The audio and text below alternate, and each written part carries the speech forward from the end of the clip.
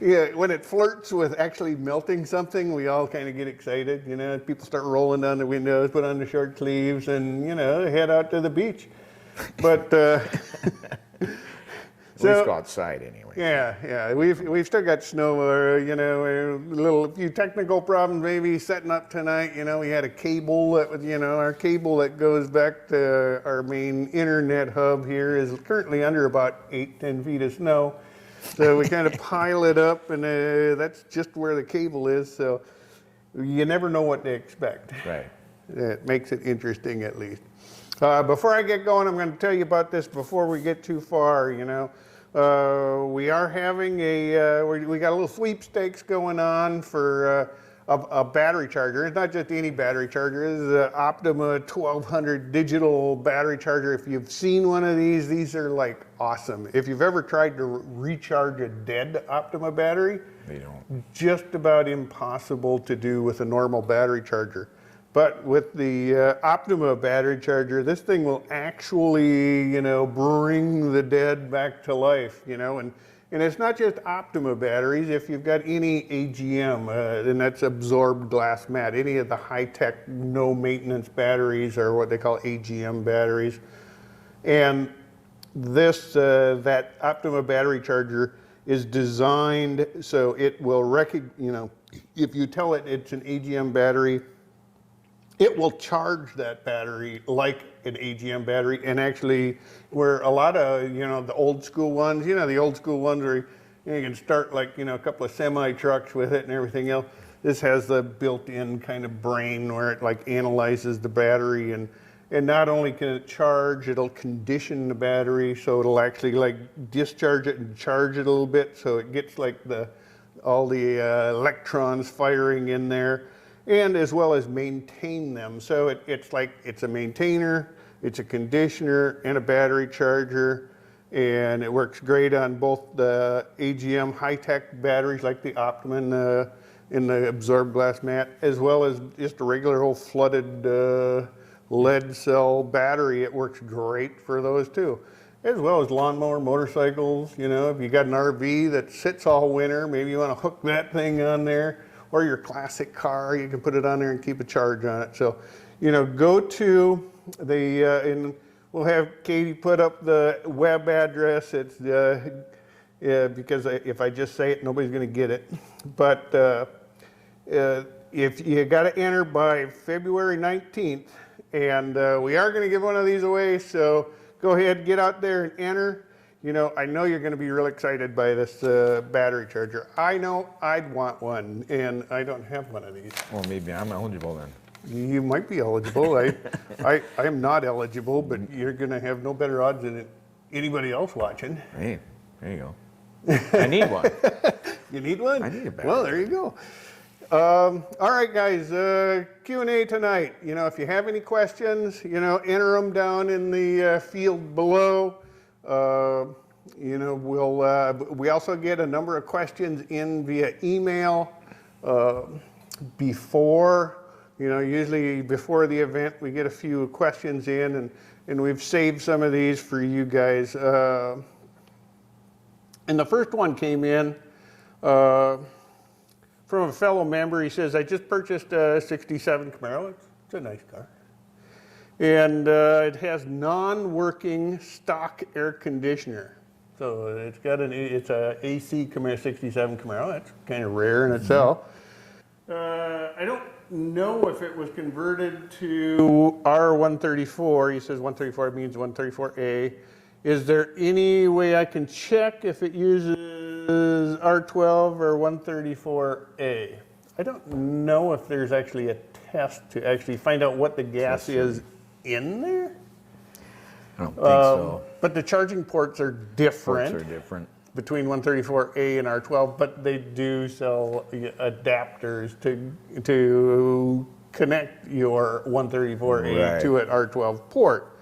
So if, you know, if the question is, how do you find out if it's not working? You're going to end up purging the system anyways. So this is a good opportunity to switch it all over to 134A. Yep.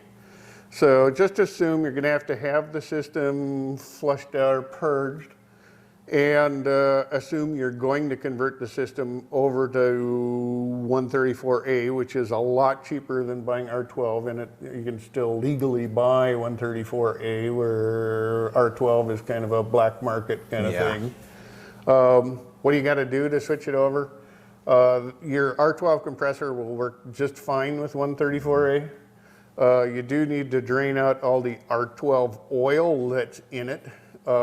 They say that you can put it in with it. It won't. What happens is the R12 oil won't atomize and go throughout the whole system unless your R12 oil won't go throughout the whole system because it'll want to separate from the 134A. So what you want to do is make sure you drain as much of that R12 oil out. Then you can re-add 134A oil to your compressor. New dryer. You want to replace your dryer. It's best to flush out your condensers and your evaporator. The only other thing that's really kind of important is 134A. I know a lot of guys will just run 134A with the older R12 hoses, but because the molecule size is smaller with 134A, you have to worry about actual permeation. The molecules actually going through the rubber of the hoses themselves. So normally 134A, the hoses for 134A are what they call barrier hoses, and if you actually look at a cross section of one, there's like a plastic liner inside the hose, and that prevents the gas itself from actually going through the sides of the hose. It kind of keeps it contained. So you probably want to upgrade your hoses, put in a new dryer, flush the system, replace your oil, and you'll be ready to charge. You will need 134A port or buy an adapter to charge from 134A to R12. Other than that, that's... Yeah, and I would think the aftermarket, for that car, it probably got them. Oh yeah, for that car, OPG or something. Camaros or yeah. Go to OPG and see if they have Yeah. aftermarket, Yep. new hoses were the 134. Yep. It would. Yeah. It wouldn't surprise me that barrier hoses are already pre-made and cut the size and everything else if you want to keep that stock look and make that conversion. Next question. We've got, and sorry, because my internet is buried under 10 feet of snow, it's acting a little slow tonight, but that's all right. We'll work through it.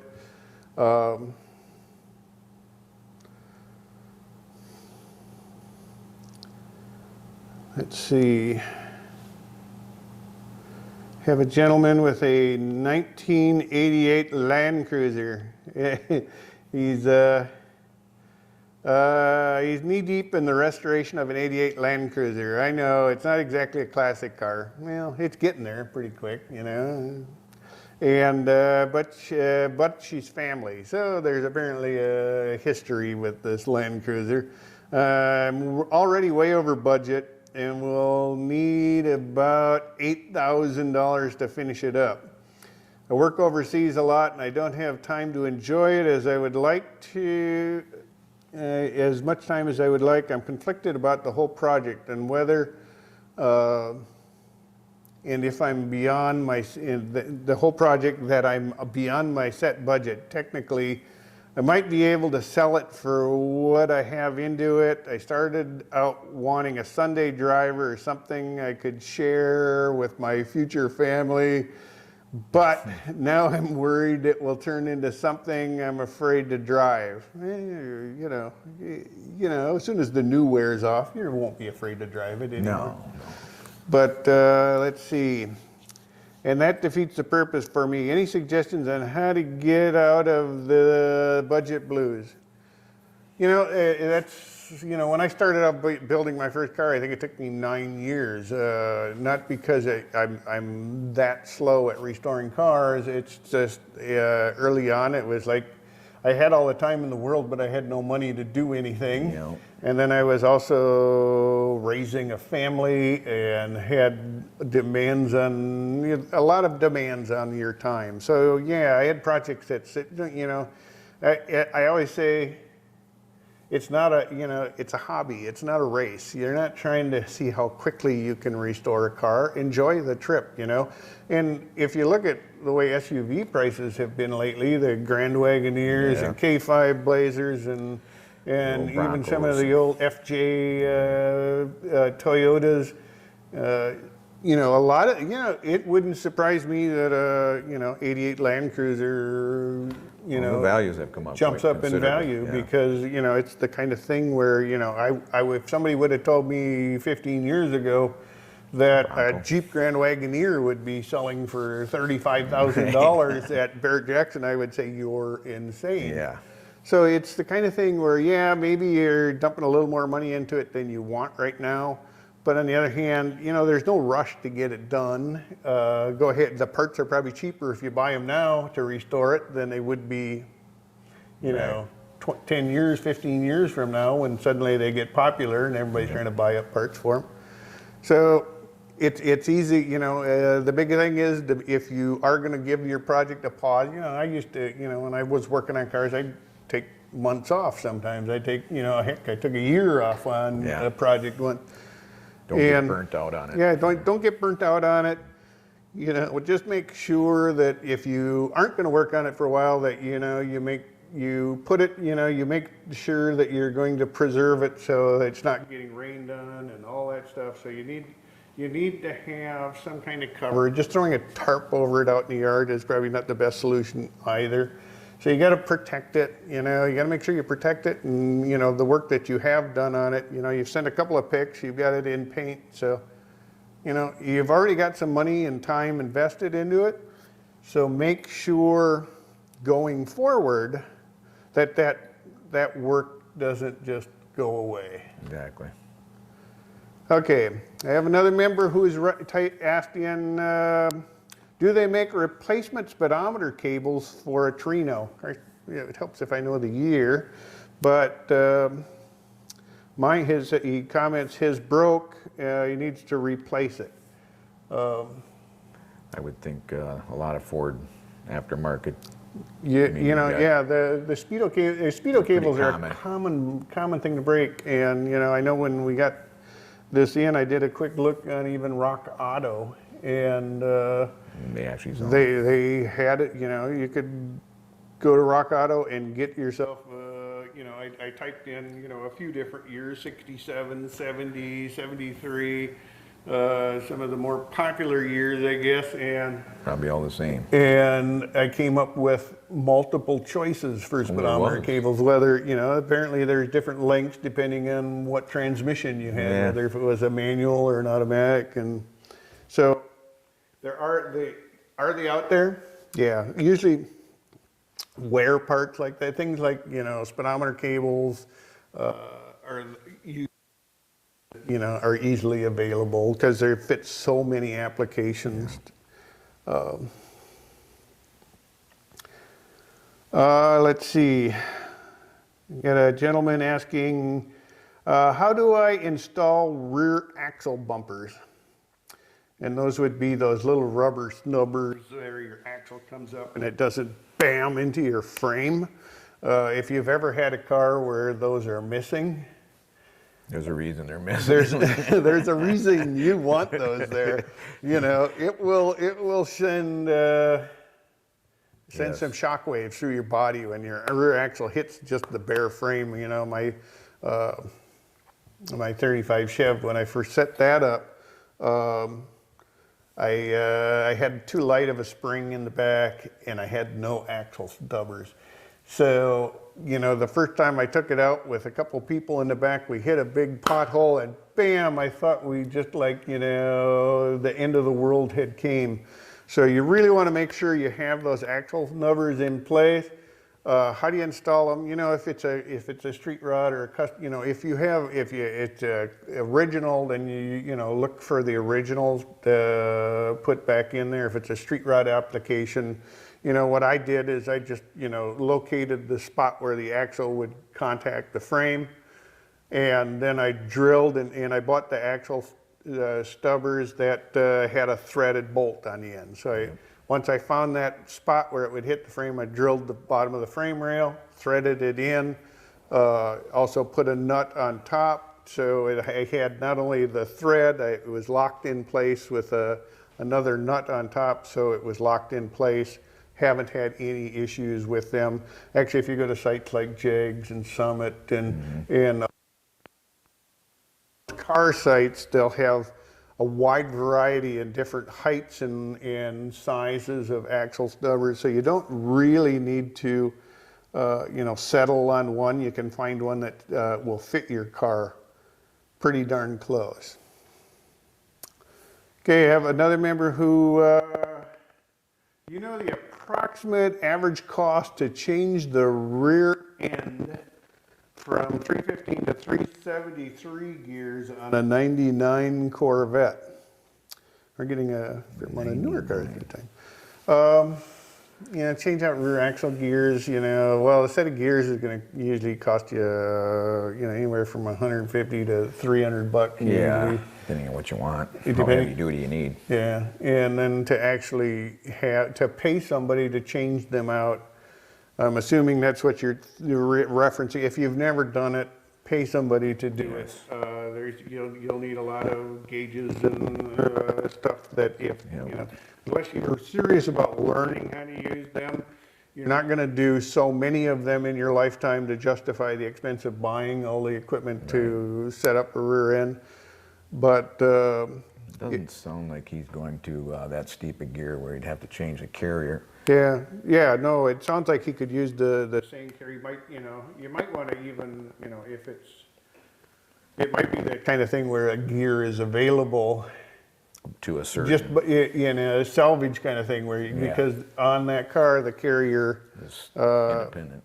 It's like a 9-inch Ford, it comes out the front kind of deal. So, but so you might want to, you know, consider just buying a whole carrier out of a salvage car. But if you want new, I would guess, you know, most shops are going to charge you anywhere from 200, you know, well, yeah.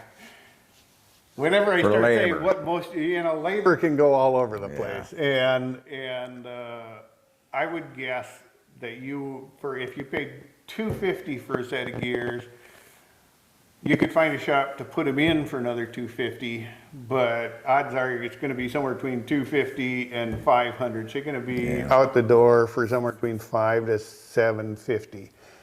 Now, with that said, you know, if you go to a Corvette specialty shop, you know, you might be able, you know, you could probably add $1,000 onto that. But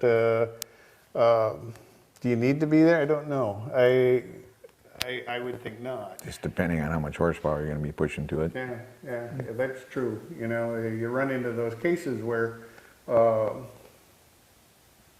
you have to spend a little more money to have it built if you're going to be putting a lot of heavy horsepower behind it. Yeah, I have a question from a member who wants to know about our lift that we have back here. Let's see, what is the model of the Benpack lift in the video on front suspension? Well, that's this lift. It's got helper or assist lifts inside the four posts. Yes, it does.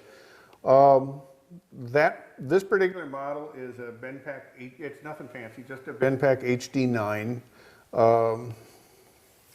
and it has the. I think they're called it's like a RBJ 4500 bridge jack, and what that is just a jack that allows me to lift the car off the four-post platform so we can change tires or do brake work or do any of that. Normally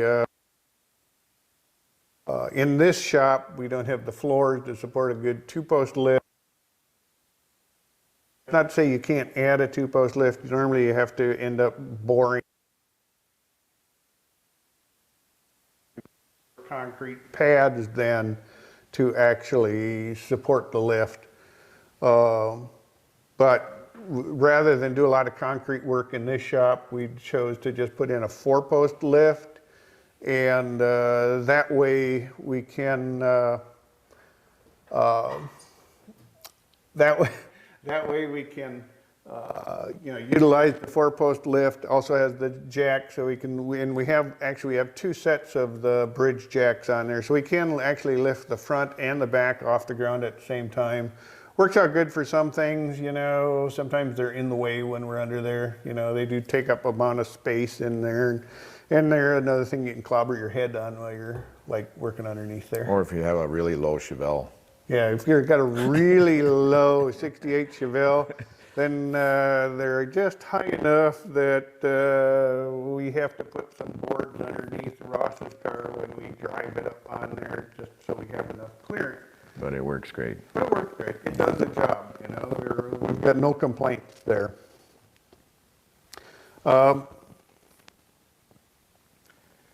Let's see, we have a mechanical question from a member. He says, is there anything that can be done to lessen the resistance or effort to steer an old car that has power steering that does not work? The power steering pump does not work, and the belt has been removed.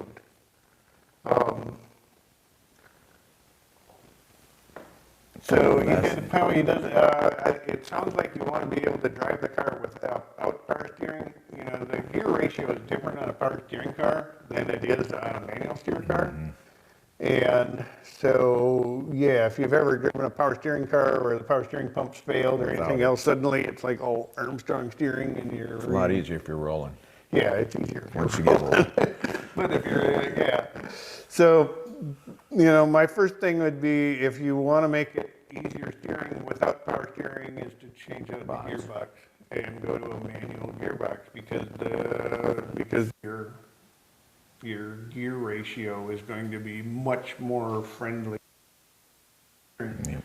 The other thing with power steering, even this one here, when we first got it back and fired up, even though it worked fine when we took it apart, when we went to reassemble everything, then suddenly the power steering wasn't working. There's another case where we went to Rock Auto. Hey, it was starting to sound like a Rock Auto commercial. Yeah. Went to Rock Auto, and for $150 I got a new power steering pump for a 57 DeSoto. So it was like, yes, perfect, and delivered to my door in like 3 days. Yep. And it just make sure you got some cash for the...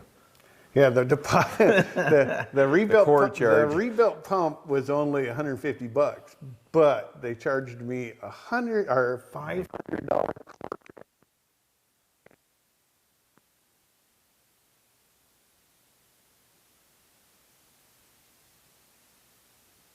It's only $20. Somebody would, say, heck, I'm not going to return that. Awesome. Yeah, it'll end up on eBay or something. But so, yeah, my first thought would be, if you want to keep it manual, go to a manual box. If you want to go, if you do think you want power steering, why not rebuild the whole system and have power steering? That's right.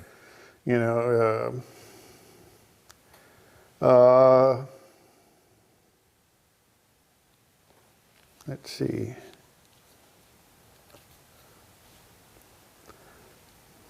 Moving forward.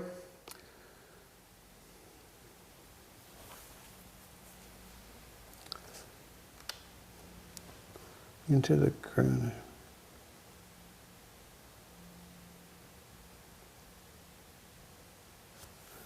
Oh, no.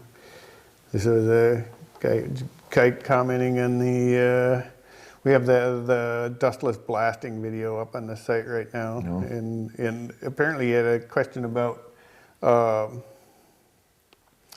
where does if you're going to blast it out in the yard, where does all the Bondo and rust and everything go? Well, yeah. Put a tarp down. I kind of don't really understand why they shot that video the way they did, because it's kind of just out in the yard. All that stuff is going to end up it's going to be in your yard forever. So yeah, I would think it would be best to do that, out in a driveway or something else where you can sweep and clean up afterwards, rather than, You know, and especially if you want to consider, you know, a lot of old automotive paints and stuff contain lead. Yeah. You don't want to be blasting that stuff and creating, you know, a lead contamination of your soil around your shop or whatever. So before we get too far, just a reminder again, guys, go out to the website. We've got a sweepstakes going for Optima charger.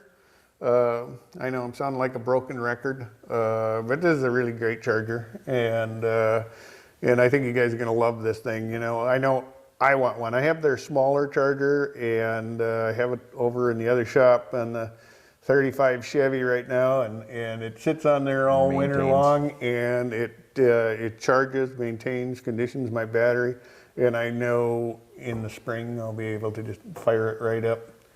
And it'll go. You know, there's nothing worse than when the weather finally warms up and you get all jazzed up and you go turn the key go throw another battery in it. Then you go, geez, I just bought that battery a couple years ago.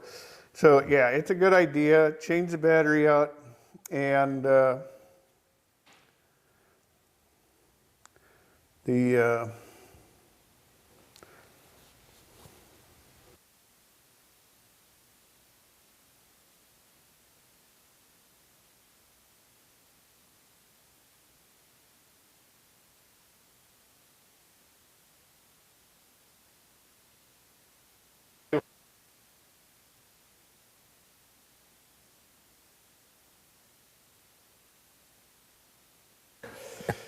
finally he's going quiet.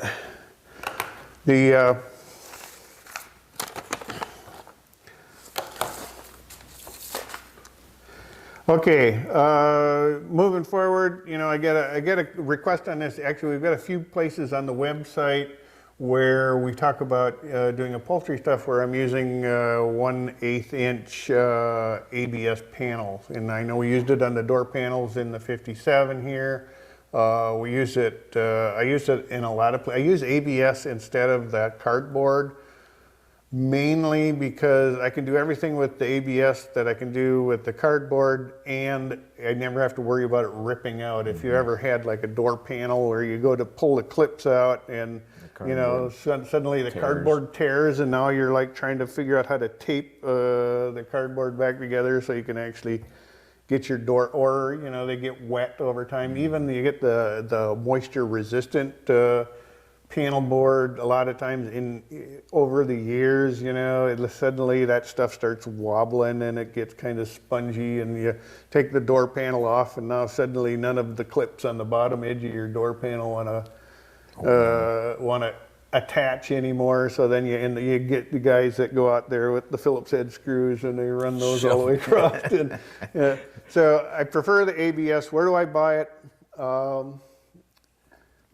Locally here, I buy it from a company called Crown Plastics, and that's website is crownplasticsinc.com. This stuff can get expensive to ship. I suppose you could like ask them to cut it, you know, comes in 4x8 sheets. I suppose you could ask them to cut it into like a 4x4 and ship it that way. Also, if you've got like, you know, check your yellow pages, or do those exist? Well, okay, Google it.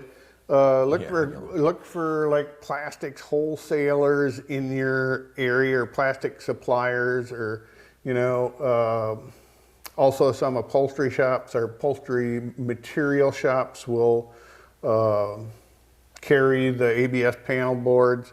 It's out there. I've also seen it on Amazon and you know eBay and online at various places. Like I say, it can get expensive to ship. I know a lot of people that will ship you a 4x8 will tell you up front they're going to roll it into a big tube, and then they're going to ship it to you like that. You can do that. It'll, you know, the ABS plastic is sort of a thermal plastic, so you know it'll, you know, you just lay it out, and it'll lay flat after a day or so out, and especially if it's, you know, warm out. And so, you know, it's available. It's got sort of a pebble grain texture on one side and it's smooth on the other. You know, if you do a little hunting around, you'll find it. Let's see. Sorry, I'm getting messages all over here. There. Oh, we have, I got to go back to my chat window here.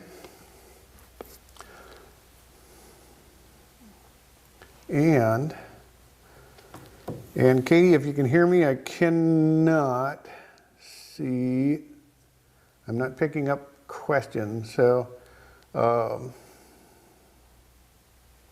that's what we call technology. Technology is like, you know, always here to like slap me back into reality.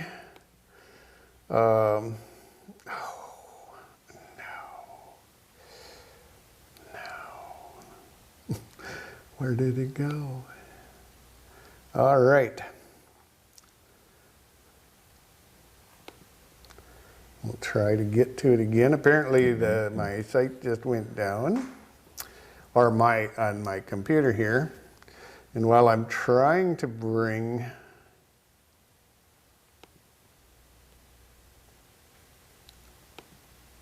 that up, there you get to watch me, like, you know, try to bring my computer up. All right, while that's coming back up, we'll go back to questions.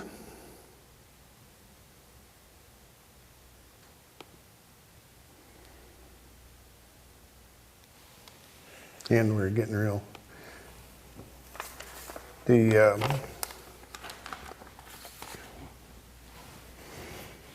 Some of the joys of going live is that, you know, my connection here is not always the best.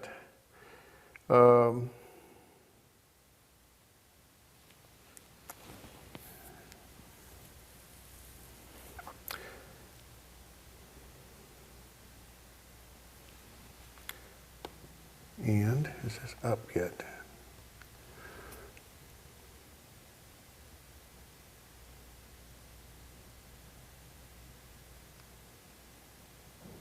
That's so strange. Starting to see some.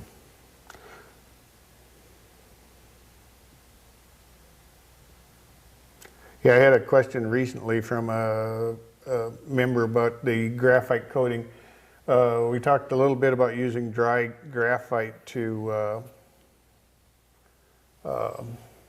dress up your exhaust manifolds and also like your master cylinder. Usually your you know, you got a beautifully restored engine compartment. Your master cylinder is this big orange rusty thing sitting in there. And, you know, yeah, if you know, you've got the funds and everything else, go ahead and, you know, get yourself either aluminum or a powder coated one.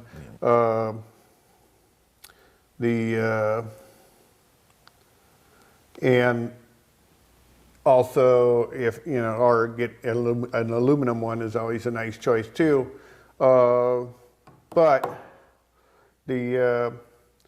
what we have suggested using in the past, and it works pretty good, is the dry graphite spray. And, you know, you can, you know, spray that directly on your master cylinder, and, you know, and you can leave your master cylinder closed up. It's just a spray lubricant actually, but it will actually cling to the cast iron, and it gives it kind of a nice gray look to it. Also works because it can withstand a lot of heat, your exhaust manifolds too. If you got the cast iron exhaust manifolds in your car, you can spray those down. And also you can spray it on a rag and wipe the components down and clean those up. So there are options, and I am, okay, Katie, I'm not seeing member questions. So you're going to have to, for whatever reason, okay. Page link again, click on it, you find the questions. This is like the second time in a row that like member questions do not come through on my computer.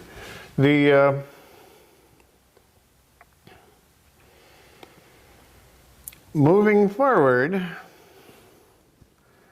Katie, you're going to have to text them to me. I'm sorry, because there's no way for me to see them. Once again, whatever link that they send me, it doesn't allow me to see member questions. Does that look blank to you, Ross? looks really looks blank. to me. All right. So, Katie, if you're listening, please text me the member question. Moving forward. Oh, wait, we finally got one. Okay, Tim, I installed a 392 Hemi and a Tremec 6-speed in my 69 convertible.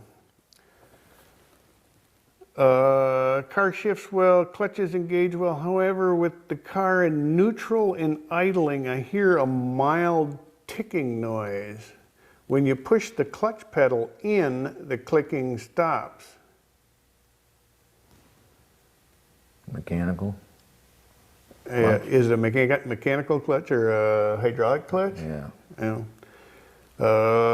Tim, we don't have that. Does he have anything? If throw-out it's bearing or, you know? yeah, to me it would almost sound like something with the throw-up bearing that either something with the clutch plate or the pressure plate or the throw-out bearing. Was it new or? Yeah. I mean, I've heard them click if you got a bad spring. Let's see, David's watching on YouTube. I have a 85 El Camino with a 305 turbo hydromatic 200 and the reverse went out. Would installing a turbo hydromatic TH 200 R4 be hard? The 200 R4, the installation is easy on a 200 R4 behind a Chevy. The 200 R4 has got both bolt patterns. It's designed to either fit behind a Buick Old Pontiac or behind a Chevrolet. The only problem I've ever had with the 200 R4 is because it's got ears all over, because it fits both engines. It's got ears in places where the Chevy doesn't, so sometimes you actually end up having to trim some ears off of the 200 to get it to fit in the tunnel, because then they tend to hit. But actually, the installation goes fairly easy. It's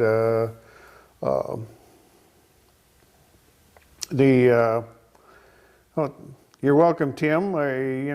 Feel free to it's a hydraulic clutch, he said. Yeah, I would still, yet. And everything's new? I'm assuming, well, you got Tremec 6-speed in there, so I'm assuming he's got everything new. Didn't mention if that was like a newer 392 Hemi or an old school 392 Hemi. Why'd they have to have two 392 Hemis? Yeah. Yeah. That was, that's Mopar.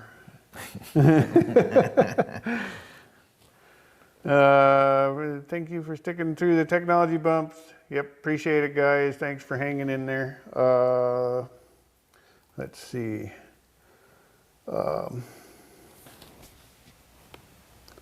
Moving down, I had custom lead and welds done. I had custom lead and welds done in 1951. I've owned the car for 7 years. I have a 41 Hudson that had custom lead and welds done in 1951. Wow, that's old school. Mm-hmm. I have owned the car for 7 years, and now it's showing paint cracking on the filled seams. Do I put seam sealer under the seams or something else before it gets repainted? The paint, if it's been welded and leaded, paint doesn't just normally crack, unless it's like old lacquer paint, which lacquer paint just by nature cracks. It gets, lacquer paint shrinks and expands at different rates than steel. That's why, any car that's been done in, has any significant amount of lacquer on it, in time will start cracking, and you'll get all the spider webs. If it's just surface cracking, then it's just a matter of stripping the paint and redoing it. I don't know, but if it's like the lead or the metal welds underneath, that needs to be fixed. If the lead is cracked, then there's a problem beneath that that needs to be addressed. Otherwise, you're going to be right back where you are. So yeah, usually, lead can usually, lead takes a lot to actually get to crack. It's soft. It's soft, it'll stretch, it's got some give and take in it. Although it depends on where they're at too, if they're on a top post or, your Yeah, so the idea would be if you get little cracks coming through the lead, that means something underneath is happening also. So you might need to strip out some of that weld to do some metal work, either welding or, maybe some of the welds have either failed or they weren't that good in the first place and the lead has been holding it together for so many years. But you need to get to the root of the problem, then build back up again. You can put seam sealers.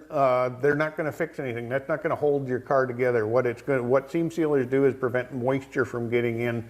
You never put them on top. You put them on the underside or on the back side. On your car floors, you can put them on the underside of your floor because it doesn't matter. But on the outside of your body, you're not going to put any seam sealers anywhere other than maybe the drip rails on your roof. But that's the only place you really use seam sealer, on the outside of a body. Otherwise, everything's from the backside, and that's just to seal it up so you don't get any moisture infiltration, because moisture is the culprit that's going to get behind things and start to weaken those joints. Yeah,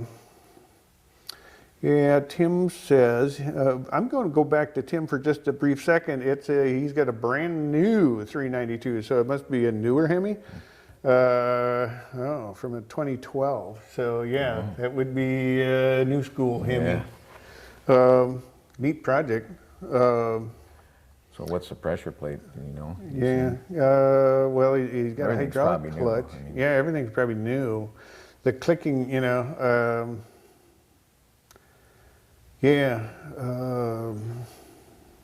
it's all out of a 2012. Could be. Because that would have a hydraulic clutch too. Mm-hmm.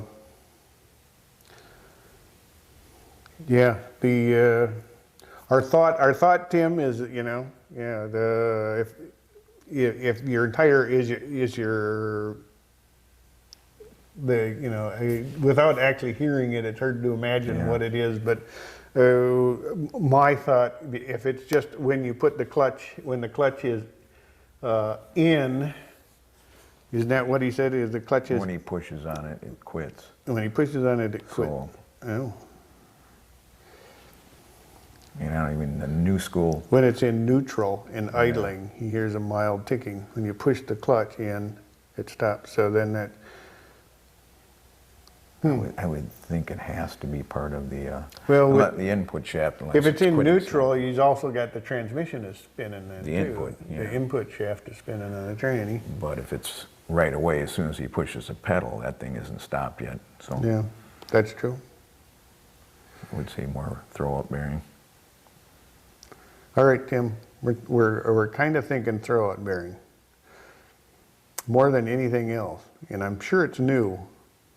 But, and of course it's so easy to replace. All right. Yeah. It does have that's what we were thinking. Yeah, it is a hydraulic clutch. Yeah, that's what we were thinking, Tim. His luck, the slave cylinder is probably inside the bell house. Could be. I've seen him do that. It's kind of crazy, but I've never worked on a 2012 Hemi. Yeah, we gotta get out of our old school stuff. Yeah, we gotta get more old school stuff going. I like that he put it in a 69 though. That is cool. Yeah, I like that. That is kind of cool. 392 Hemi. Of course, being old school, first thing I thought was, 57 Chrysler engine motor. But, that's what I get for thinking.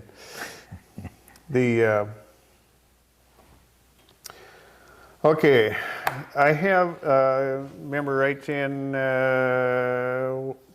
what does it mean if I have white smoke coming from the oil fill breather cap on the passenger side valve cover? No smoke from the exhaust pipe. I have a 350 small block Chevy. You know, you can get bad rings, Well, crankcase pressure. it could be a crankcase pressure thing. You know, if he had, does he have his PCV valve working? That's positive crankcase ventilation. There's a, you should have a PCV valve that goes in the opposite side valve cover as your breather usually. Right. And Unless it's really old, what year? he doesn't say, just a 350 small block. Because he's saying it's got a breather cap.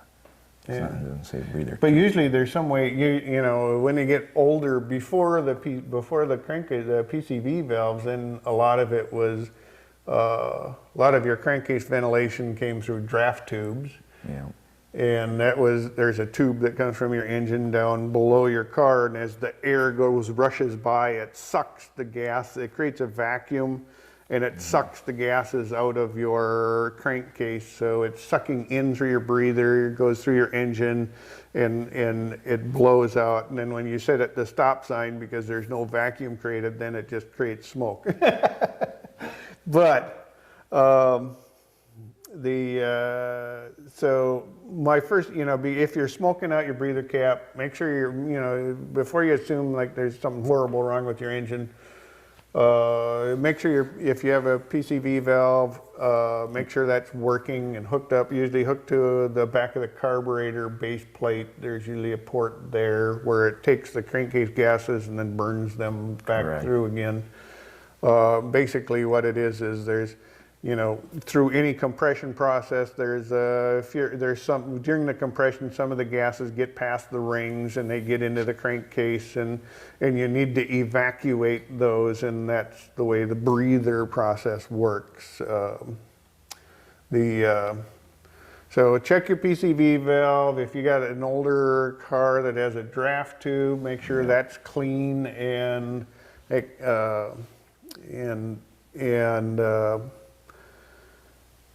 working, you know. I've seen them where, you know, like mud daubers and stuff like that, and dirt and all kinds of things have gone up inside that tube and blocked them off too. So make sure, if you do have a draft tube, make sure that's open. If you have a PCV valve, make sure the valve is working, and make sure that your hoses and lines are connected up correctly. And somebody's going to come after me now. Let's see, Douglas.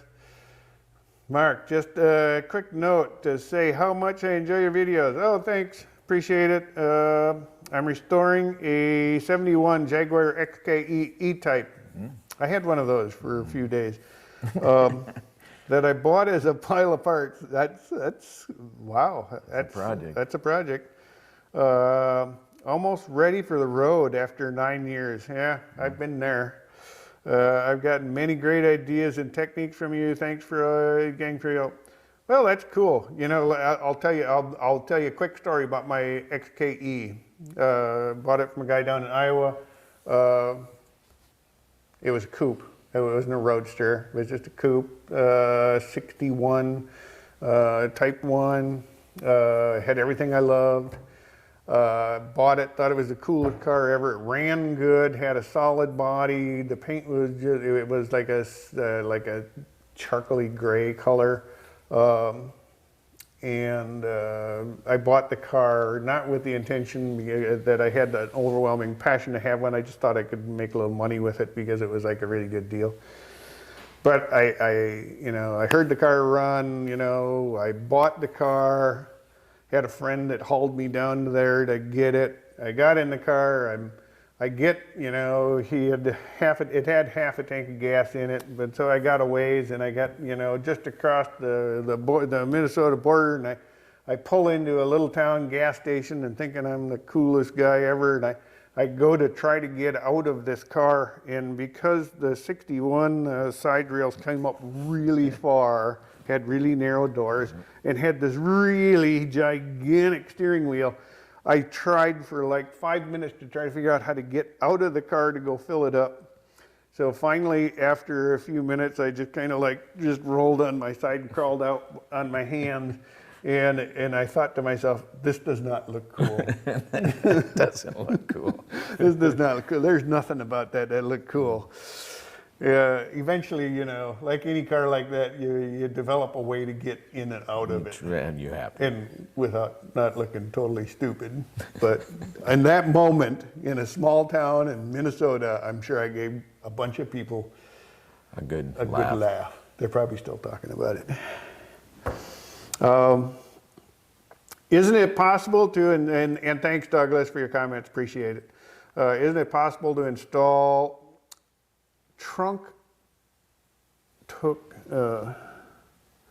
isn't it possible to install trunk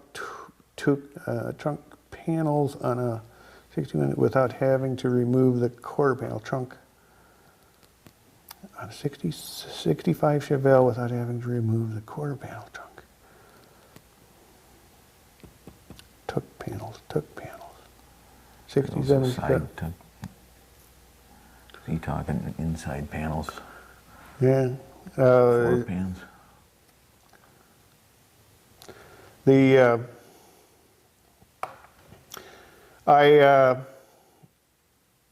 Is it possible to install trunk? Which I'm sorry, Andrew. The panels that you're talking about replacing?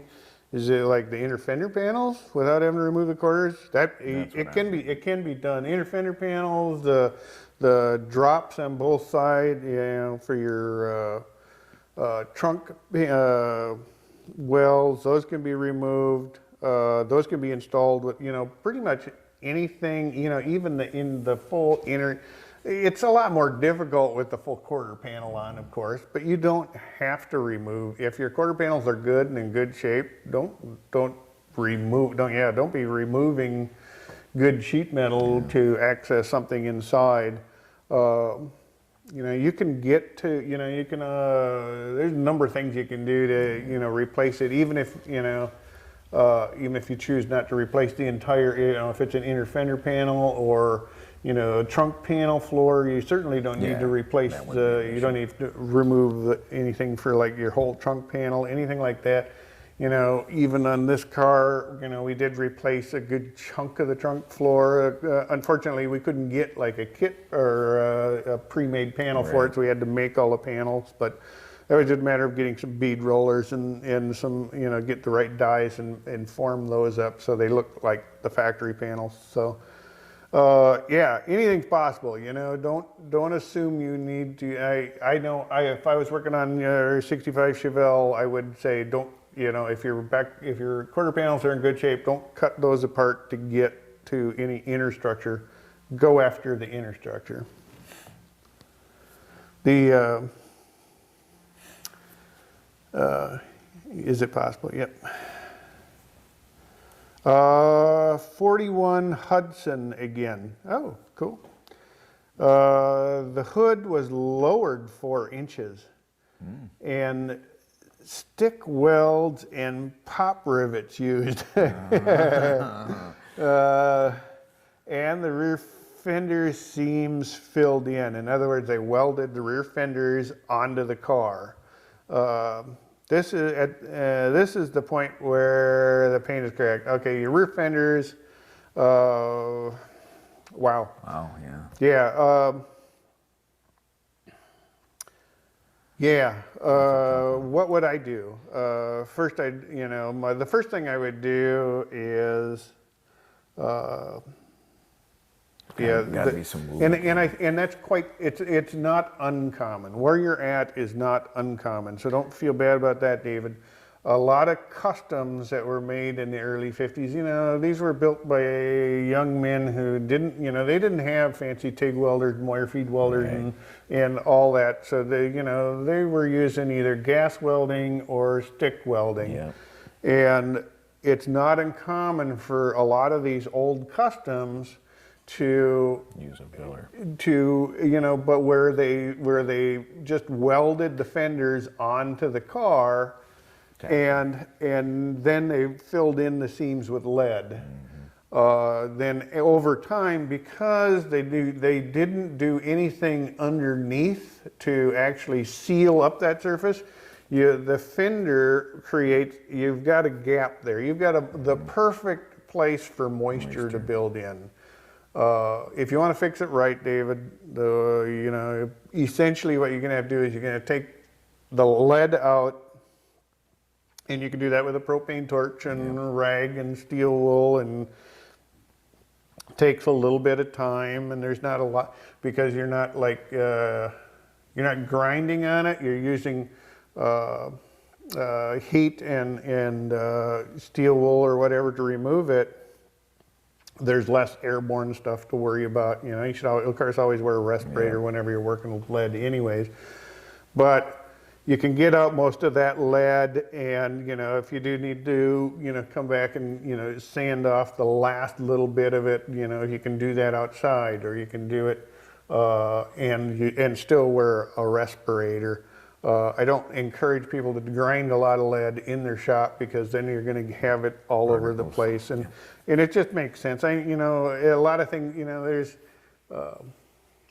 some old time customizers that you see there, they do that stuff without thinking about it, but I'd like to think that we've evolved, and we know that lead is a potential danger, and we're going to not grind it in a shop. Like I say, take it, get it as close as get as much of it out as you can. Any last minute work, do your sanding outside, or take precautions that you're not like filling your shop full of lead dust. And then as soon as you get down to bare metal in your old welds, you'll probably end up having to cut some of your old welds off, or having some new metal welded in on those seams. I know some guys that have gone back and bridged them and stuff like that. It's not fun redoing somebody else's work, but that's part of what you got yourself into when you bought an old custom, is assume that some of that's going to happen. Yeah, and the hood, I can honestly say, what would my first attack be on the hood? If it's like pop rivets and filler, and pop rivets and stick welds and everything else, no doubt that hood has got plenty of filler in it, just from getting all warped up. But my first guess would be, I'd start looking for another hood and do it right the second time around.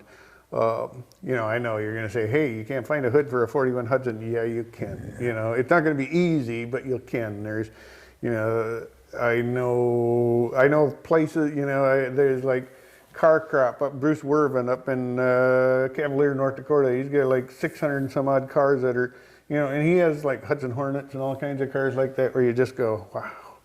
And all of their North Dakota, fairly rust-free kind of cars. There's places like that all over the United States. Internet. You just got to do a little bit of legwork and find, start asking around, find out where those, those hidden gems are hidden out there. I know it sometimes the legwork is it can seem like a lot of work to locate things like this, but I assure you, if you do spend a little time, you'll find them. They're out there.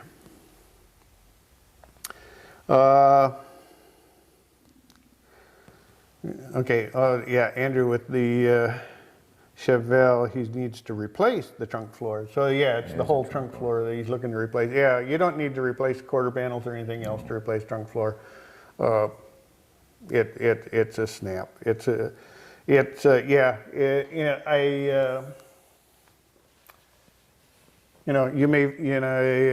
What I usually do is I start by cutting out, and that's a full frame car, so it makes it even easier for you. My suggestion is to buy it first. Yeah, get your replacement, and then you know how much that will cover, and then you can kind of, fit that around to make that work.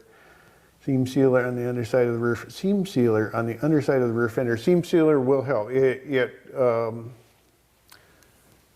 Seam sealer, again, with the seam sealer on the under, I'm not sure if you're saying your car had it or it does have it, that should also get, if you're getting cracking, you need to get to the source of the problem, David. but you really want to make sure you get, like the old seam sealer, you want to get down to bare, clean surfaces. And it may be that, what I do a lot of times here in the shop is when I strip the car down, I try to get, as much of the paint and everything else.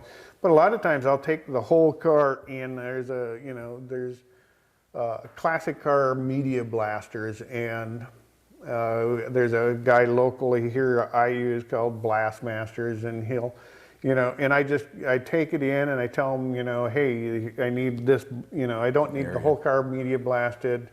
What I do is I need some areas media blasted, and he'll go in and he'll like things like the inside of the fender wells and stuff like that. Actually, this car, I had him do the whole underside of the car. He didn't blast the whole body, but the underside of the car was all blasted. So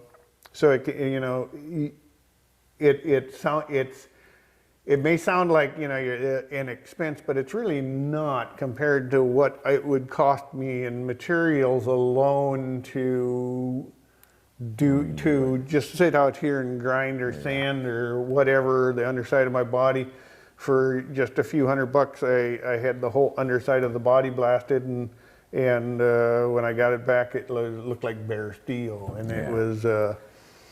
So then it was just a matter of quickly getting it in epoxy primer before it flash rusts, but that's a different issue. And especially here in Minnesota where everything rusts if you don't do it right away. Blasting has come a long ways. So. Yeah, David, your Hudson sounds like an awesome project. I think that's pretty cool. Yeah. We're going to quick run back to a couple other member questions that were sent in. We'll go before I get too much further. And I promised to do this at least 3 times. I did at the beginning of the show, I did it in the middle, now we're going to do it now that we're getting close to the end. If you haven't already done it, go ahead and do it now. Go enter our sweepstakes for that Optima battery charger. It's the Optima 1200 battery charger. It's an awesome battery charger. I know Ross wants to, now that he found out. Now I can enter. Yeah, now that Ross found out that he can enter, he'll be out on the site entering, but we're not going to just give it to him. And so yeah, it's a great, not only a battery charger, maintainer, conditioner. It'll it's the only battery charger I've ever found that will take like a dead AGM battery or Optima battery. Optima batteries have like a 7-year warranty on them, and for a while I was going through one every 2 years, and I'm sure the guys at Optima are doing that. Well, maybe. But the problem is if you let a AGM, absorbed glass mat battery like that go dead, it can be damn near impossible to bring them back to life. And even this car here doesn't have an Optima battery, but it has what looks like an old flooded tar top battery, but inside that is a new high-tech, low, zero maintenance battery. But those require to be charged properly. You can't just grab your old school Schumacher charger, slap it on there, crank it up to 50 amps, and quick run. You gotta use with the high-tech batteries, it's best to use a high-tech battery charger. But that doesn't mean that this the Optima battery charger won't charge regular batteries. Regular batteries, like a flooded. I got the little one that I use for my lawnmower. In the spring I can just usually halfway through the winter I'll slap that on there and make sure it's maintaining a charge, and come spring I'll give it another charge, and I'm back to mowing. I hate to think about that right now though. You gotta worry about snow. Going back to mowing. Yeah. So. Okay, one more question, guys. We're going to call it a night. I want to thank you so much for enduring some of it seems like we always have a few technical problems. It's just the nature of the beast. We're working our way through it. Let's see. Final question of the night is about self-etching primer. Will self-etching primer etch into die-cast metal? quick answer is yeah, it'll etch. Basically, what self-etching primer is, it contains a mild acid that's actually going to roughen the surface of the finish, and then as the primer, that will eventually dissipate. That mild acid dissipates while the primer dries and hardens into that etch. For die cast, you can use self-etch on die cast. I prefer to use an epoxy primer, like a PPG DP90 or DP40 or whatever color of epoxy primer you want to use. Or there's a few other good brands out there too. I tend to use the same things over and over again. So I tend to use PPG DP90 and DP40 and even the epoxy white for some cars too. But to me, it's like, as long as I can get a good etch, I can get a good, you don't want anything to ever be smooth when you prime it, because too smooth, if you've ever seen a car that wasn't sanded enough before you paint it, and then, years later it's starting to flake off, and it's just the shiny areas that didn't get sanded enough where it starts flaking off, or where it was too hard to spend the time to really clean it well. So in any kind of metal surface is the same way. You need paint and primer are as much a chemical adhesion as well as a mechanical adhesion. So you need a little bit of bite for something to stick into. So typically on die cast parts and parts like that, I'll sand them with like an 80, because it's just metal at 80 or 120 grit, and then I'll give them a good coat of epoxy. Then I've got a good mechanical surface, so it has a good place to bite, as well as I have the, with epoxy, I have the, it's a two-part system, so it's going to cure and really stick to it well. So now I know I have a good surface that I can now sand and do body work on. I know some guys don't want to do Bondo work or putty work on top of epoxies. I do. I've never had an issue with it, never had any lifting. I've done a lot of cars and never had any issues with it. Some guys insist that, body fillers have to go in bare metal. I say bare metal or a good epoxy primer will both work just as well. I've never had any problems either way. So yes, you can do self-etch, will work on die cast, but I'd use epoxy primer instead. And with that, thanks from the garage here in lovely Banana Belt, Minnesota this year. Thanks for joining us again tonight. We appreciate you sticking through every time we have any kind of technical problem. Just understand that's part of being live. To our friends out here that joined us tonight, had some really great questions. I appreciate that. Come back we'll be back next month for another episode, and we'll be starting to think spring next time. Yeah, a month away. Woohoo! All right, good night, guys. Good night. Appreciate you coming out.